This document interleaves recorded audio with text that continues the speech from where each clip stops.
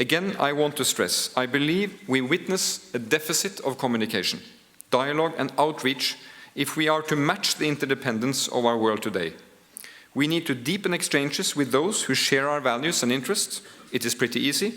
And when possible, we need to reach out across old or new dividing lines to discover that many of these dividing lines are illusions and bridges can be built. In 2006, against the backdrop of the cartoon controversy, Indonesia and Norway, two countries different from the outset, initiated the global intermedia dialogue. The President of Indonesia and the Prime Minister of Norway. We created an arena where representatives of international media throughout the world could meet and discuss freedom of expression and tolerance against the backdrop of these intercultural challenges. Several cooperation projects were born, many with Norwegian seed money. Educational programs for journalists in Indonesia, Norway and several other countries on global journalism continue. The Ethical Journalism Initiative, started by the International Federation of Journalists, was launched, and the Handbook on Ethical Journalism will now be translated into a number of languages and used worldwide. The political cartoons, the principle of free expression and cultural sensitivities are actively discussed in different arenas, not least in the Middle East. These issues will also be discussed this week in Oslo, I'm sure.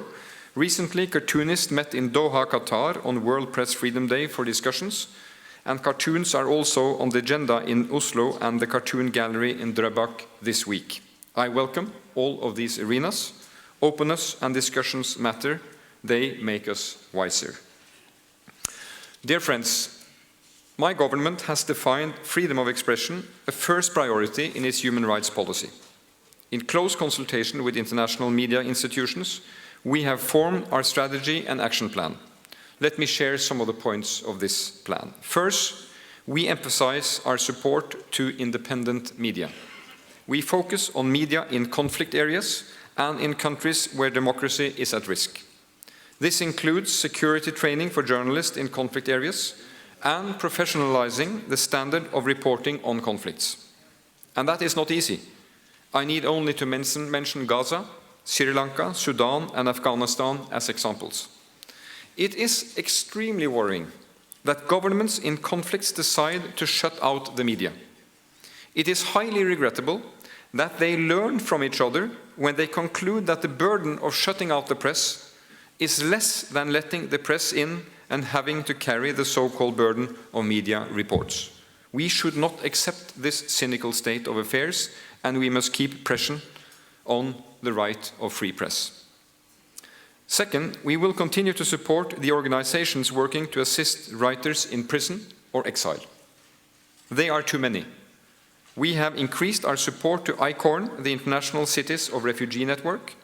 Now there are guest writers in more than 20 European cities and in Mexico City. There will soon be ICORN member cities hosting persecuted writers in Africa, Asia, and the Americas as well. At the moment, there are 10 guest writers in my country, Norway. I also greatly appreciate the contribution they make to enhancing knowledge about different cultures in Norwegian society. They enrich our cities, they enrich our debate, our insight, and our understanding. Third, the Norwegian government will continue to support the strengthening of the mandate of the UN Special Rapporteur on Freedom of Expression. Last month, Norway was elected as a member of the Human Rights Council in Geneva. I don't know if that was a blessing, but it's a fact. Freedom of expression will be one of the most important issues on that council's agenda in the coming years, I can assure you, and Norway will speak out. It will be at times a tough task, because we know that the composition of that council may place Norway in a minority on certain key issues. That is how the world is composed.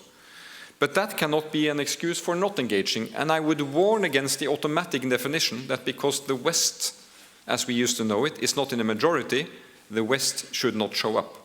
Because we can build new alliances and new coalitions, and not engaging means, again, leaving the rostrum and these UN organizations to those with whom we disagree. Today, as I speak, the UN Special Rapporteur on Freedom of Expression, Frank de la Rue-Lévy, is presenting his first report to the Human Rights Council after taking office in August last year. He will focus on the right of access to information in situation of extreme poverty and on the safety and protection of media professionals working in conflict zones. He will need our support. So, dear friends, some stark facts to the end. According to the Reporters Without Borders Press Freedom Barometer, 22 journalists have been killed so far in 2009.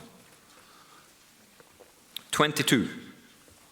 In 2008, 60 journalists were killed, and the figures in 2007 and 2006 were 87 and 85. And 152 journalists and media assistants have been imprisoned so far this year, according to the same Press Freedom Barometer this morning. The 22 journalists were killed on work in, and I will name the countries, Afghanistan, Gaza, India, Iran, Iraq, Kenya, Madagascar, Pakistan, the Philippines, Russia, Somalia, Sri Lanka, and Venezuela. One of the 22, this year's UNESCO World Press Freedom Prize winner, a Sri Lankan editor and journalist, Lasantha Vikramatunga, who opposed the war in his articles, was killed on 8th of January. He had expected that something might happen to him. 3 days after he was killed, an article written by him entitled "And Then They Came for Me" was published in his newspaper. It was reprinted in several newspapers worldwide, as well as in the paper Journalisten here in Norway. The Sri Lankan editor was throughout his life inspired by the famous word of the German theologist Martin Niemöller, and I quote his famous saying, quote, "First they came for the Jews, and I did not speak out because I was not a Jew. Then they came for the communists, and I did not speak out because I was not a communist. Then they came for the trade unionists, and I did not speak out because I was not a trade unionist. And then they came for me, and there was no one left to speak out for me." End of quote. Someone has to speak out. Someone has to take the risks, and many of you take great personal risk and are confronted with serious restrictions on your freedom of expressions in your daily work. Nevertheless, I salute you for continuing to fight and to write despite of formidable obstacles. You continue to exercise this noble human right, the freedom of speech. Please keep on reporting, writing, witnessing, commenting with your pens, computers, microphones, tapes, and cameras. I hope you will have a great week in Oslo. I wish you every success, and I have the honor to officially open the Global Forum on Freedom of Expression. Thank you for your attention.